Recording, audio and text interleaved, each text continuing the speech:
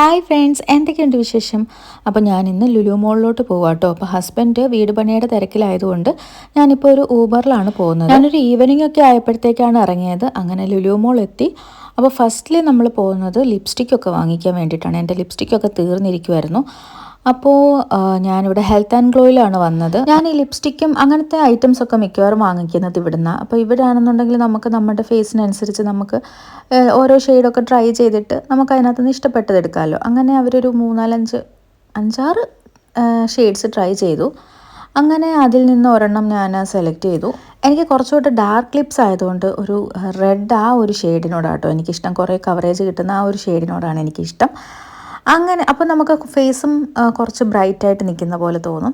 അങ്ങനെ ഞാൻ അവിടെ നിന്നൊരു ലിപ്സ്റ്റിക്കും ഒരു ഐ ഷാഡോയും വാങ്ങിച്ചിട്ട് നേരെ നമ്മൾ ലുലു ഫാഷൻ സ്റ്റോറിൽ വന്നേക്കുവാണ്. അവിടെ ഭയങ്കര തിരക്കായിരുന്നു. ഓണത്തിൻ്റെ ആണോ എന്തിൻ്റെ ആണെന്ന് അറിയത്തില്ല. പിന്നെ വീക്കെൻഡും കൂടെ ആയതുകൊണ്ടായിരിക്കാം, നല്ല തിരക്കായിരുന്നു.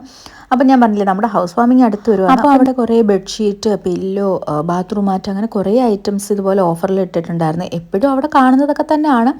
എന്നാലും ഞാൻ അവിടെ ബെഡ്ഷീറ്റിൻ്റെ ഒക്കെ ഡിസൈനൊക്കെ ഒന്ന് നോക്കിയിട്ട്, പക്ഷേ ഞാനൊന്നും വാങ്ങിച്ചില്ല. അത് കഴിഞ്ഞപ്പോഴാണ് നമ്മുടെ ഒരു സൈഡിൽ തന്നെ കുറേ സെറ്റ് മുണ്ടിൻ്റെ കളക്ഷൻ ഇരിക്കുന്നത് കണ്ടത്. സത്യം പറഞ്ഞാൽ ഞാൻ കുറേ നാളായിട്ട് വിചാരിക്കുന്ന ഒരു സെറ്റ് മുണ്ട് വാങ്ങണം എന്ന്.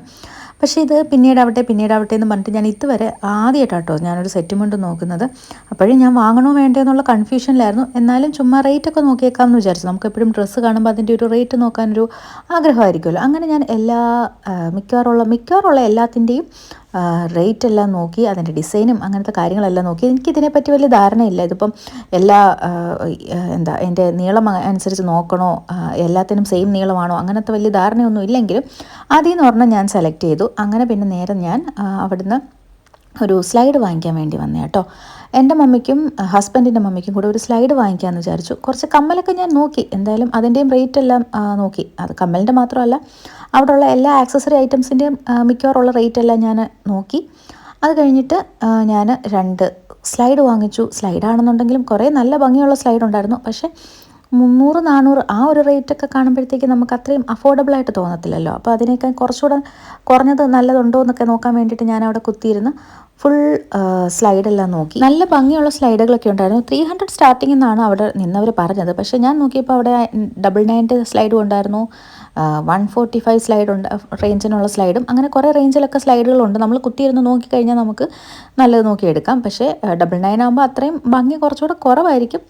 എന്നാലും ഞാൻ നല്ല ഭംഗിയുള്ളതും റേറ്റ് കുറഞ്ഞതുമായിട്ടുള്ള സ്ലൈഡുകളൊക്കെ ഞാൻ ഫുൾ അവിടെ കുത്തിയിരുന്ന് എല്ലാത്തിൻ്റെ റേറ്റൊക്കെ നോക്കിയിട്ട് ഞാൻ അതിനകത്തുനിന്ന് 2 സ്ലൈഡ് സെലക്ട് ചെയ്തു. കുറേ ഭംഗിയുള്ള സ്ലൈഡ് ഉണ്ടായിരുന്നു കേട്ടോ. എന്തായാലും അവസാനം പിന്നെയും കൺഫ്യൂഷനായിരുന്നു ഏതാ എടുക്കേണ്ടതെന്ന്.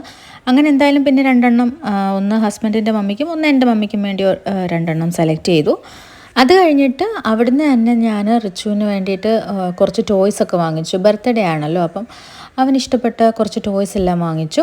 അത് കഴിഞ്ഞിട്ട് ഇപ്പം നേരെ നെക്സ്റ്റ് പോകുന്നത് ഹൈപ്പർ മാർക്കറ്റിലേക്കാണ്.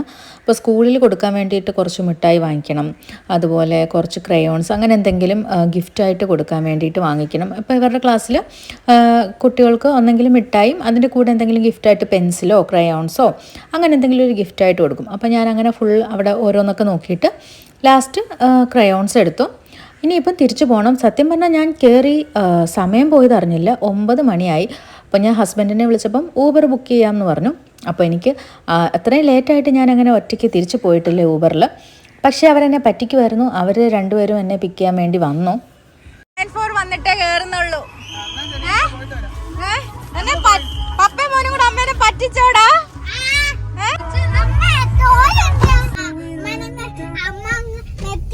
പിന്നെ ഞെട്ടിപ്പോയി. അമ്മ 8494-ന്റെ ഊബറും നോക്കി നിക്കുവായിരുന്നു.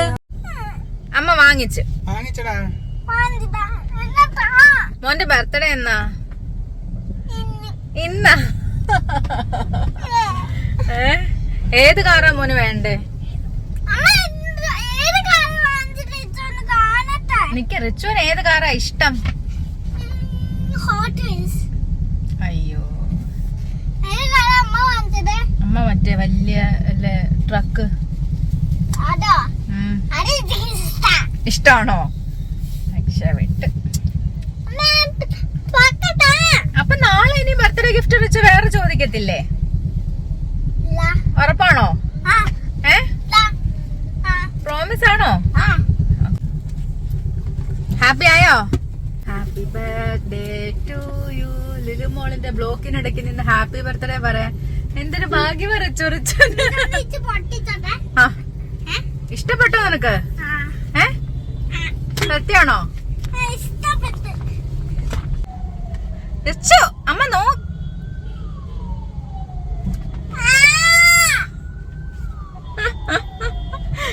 എക്സ്പ്രഷൻ മാത്രമേ ഉള്ളായിരുന്നു, വേണ്ടായിരുന്നു തോന്നുന്നു. ചുന്ന് സ്പൈഡർമാന്റെ വാട്ടർ ബോട്ടിൽ വേണമെന്ന് പറഞ്ഞില്ലേ? വാങ്ങിച്ചിട്ടുണ്ട് കേട്ടോ.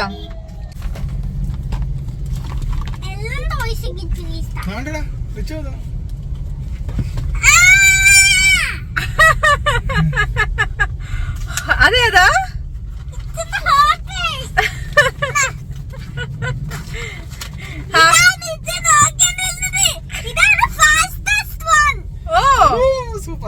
ഇത് വല്ലുവാന്റെ സൈഡിയും മേലെയും താഴെയും കേറാം.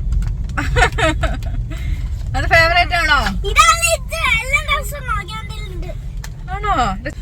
ഇതറിഞ്ഞായിരുന്നെങ്കിൽ അമ്മ 3-4 ഹോട്ട് വീൽസ് വാങ്ങിക്കത്തേ ഉള്ളായിരുന്നല്ലോടാ. വേല എന്തെങ്കിലും ഉണ്ടോ? ഇല്ല മോനെ, വേണ്ട.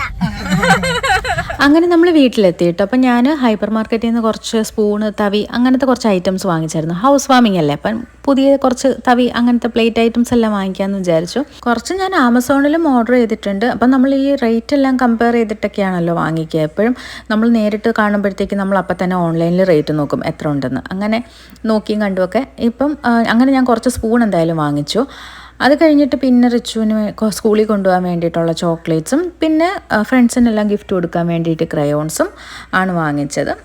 അപ്പോൾ ഇന്നത്തേക്ക് എത്രയേ ഉള്ളൂ. അടുത്ത വീഡിയോയിൽ കാണാം കേട്ടോ. ബൈ.